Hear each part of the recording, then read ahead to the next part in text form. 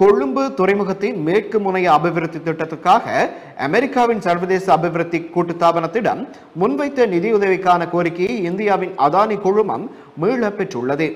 அதானி குழுமத்தின் பங்களிப்புடன் முன்னெடுக்கப்படும் கொழும்பு துறைமுக மேற்கு முனைய அபிவிருத்தி திட்டத்திற்கு அந்த குழுமத்தின் கோரிக்கையை அமைய 553 மில்லியன் அமெரிக்க டாலர் நிதியுதவி வழங்குவதாக அமெரிக்காவின் சர்வதேச அபிவிருத்தி கூட்டுத்தாபனம் கடந்த ஆண்டு அறிவித்திருந்தது. இந்த நிலையில் குறித்த அறிக்கையை அதானி குழுமம் மீள பெற்றுள்ளது. அதற்கமைய கொழும்பு மேற்கு முனைய திட்டத்துக்காக உள்ள நிதி திரட்டல்கள் மூலம் நிதி அளிப்பதற்காக அதானி குழுமம் அறிவித்துள்ளது. எவ்வாறாயினும் கொழும்பு துறைமுகம் மேற்கு முனைய திட்டம் சிறப்பாக முன்னேறி வருவதாகவும் 2025ஆம் ஆண்டின் தொடக்கத்தில் ஆரம்பிக்க திட்டமிட்டுள்ளதாகவும் தெரிவிக்கப்படுகின்றது.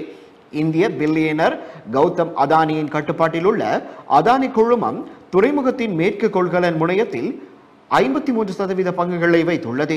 இது சீனா மெர்சன்டைஸ் ஃபோர்ட் ஹோல்டிங்ஸ் கோ லிமிடெட் மூலம் நடத்தப்படும் முனையத்தை கொண்டுள்ளது.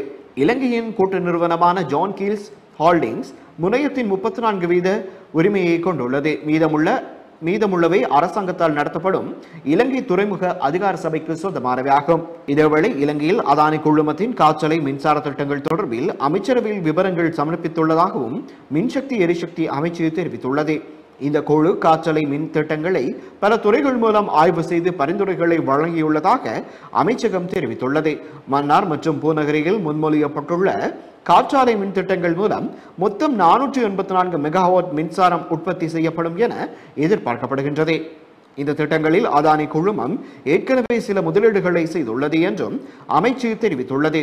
எவ்வாறாயினும் குழுவின் அறிக்கை மற்றும் பரிந்துரைகளை ஆய்வு செய்த பின்னர் இது குறித்து அமைச்சரவை முடிவெடுக்கும் என்று மின்சக்தி மற்றும் எரிசக்தி அமைச்சு மேலும் தெரிவித்துள்ளது என்ற வகையிலே அந்த செய்தி இங்கே இடம் பிடித்திருக்கின்றது. செய்திகளை உடனுக்குடன் தெரிந்து கொள்ள உடனே சப்ஸ்கிரைப் பண்ணுங்க.